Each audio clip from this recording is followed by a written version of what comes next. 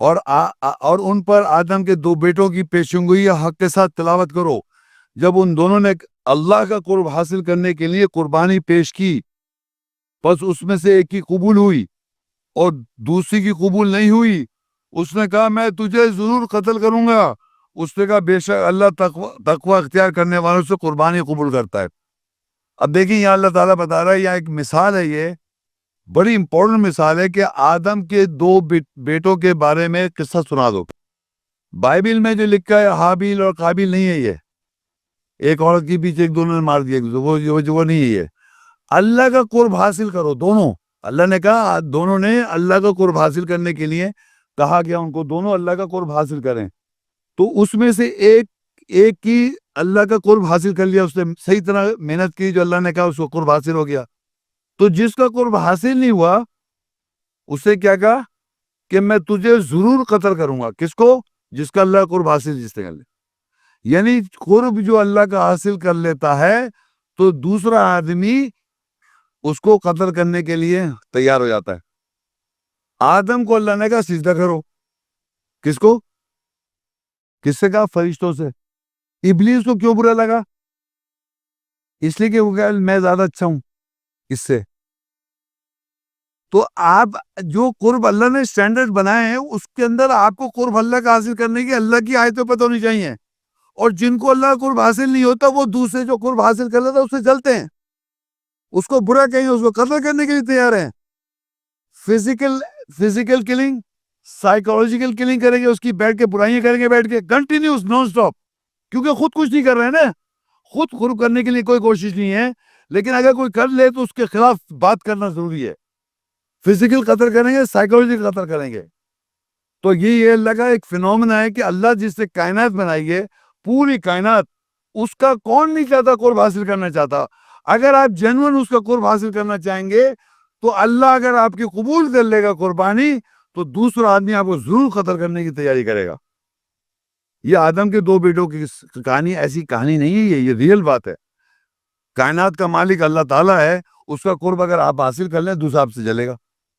تو اس نے کہا کہ دوسرا نے کیا کہا، سنے آگے، لَإِن بَسَطْتَ إِلَيَّ يَدَكَ لِتَقْتُلَنِي مَا أَنَا بِبَاسِطٍ يَدِيَ إِلَيْكَ لِأَقْتُلَكَ إِنِّي أَخَافُ اللَّهَ رَبَّ الْعَالَمِينَ إِنِّي أُرِيدُ أَن تَبُوءَ بِإِثْمِي وَإِثْمِكَ فَتَكُونَ مِنْ أَصْحَابِ النَّارِ وَذَلِكَ جَزَاءُ الظَّالِمِينَ۔ اس سے کہا اگر تو ضرور مجھے قتل کرنے کے لیے میری طرف ہاتھ پھیلائے گا تو میں تجھے قتل کرنے کے لیے تیری طرف ہاتھ پھیلانے والے کے ساتھ نہیں ہوں، بے شک میں اللہ رب العالمین سے خوفزدہ ہوں۔ یعنی جس نے اللہ قرب حاصل کر لیا، یعنی کوئی آدمی اللہ قرب حاصل کر لے تو دوسرے نے کہا میں تجھے ضرور قتل کروں گا، اس نے کہا اگر تم مجھے قتل کرنے کے لیے ہاتھ بھی بڑھائے گا، پھیلائے گا مجھے قتل کرنے کے لیے، تو میں اس کو ڈیفینڈ بھی نہیں کر رہا۔ ذرا امپورٹنٹ بات سن رہے ہیں آپ کہ میں اس کو ڈیفینڈ بھی نہیں کروں گا، میں تجھے قتل کرنے کے لیے ہاتھ بھی نہیں وہ اٹھاؤں گا۔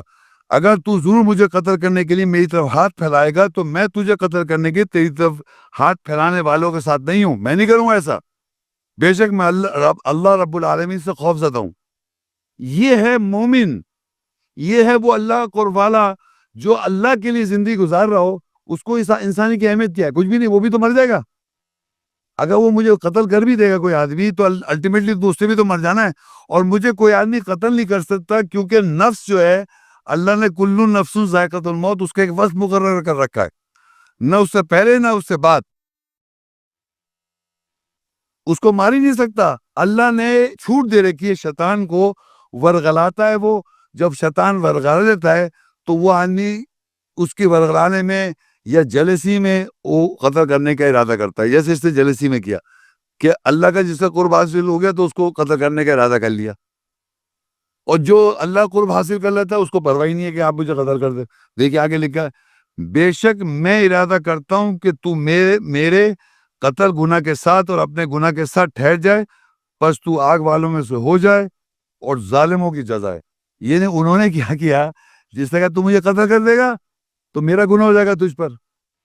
بدلہ دیکھیں آپ بدل کیسے لے رہا ہے کہ اگر تو مجھے قتل کر دے گا تو میرے گناہ کے ساتھ بھی ٹھہرے گا، اور اپنے تو نے جو گناہ کیا اس کے ساتھ بھی ٹھہرے گا، اور کیا اور بس تو آگ والوں میں سو جائے گا۔ یعنی اس کو ریٹرن میں کیا بچا، اس کو آگ والا بنا دیا۔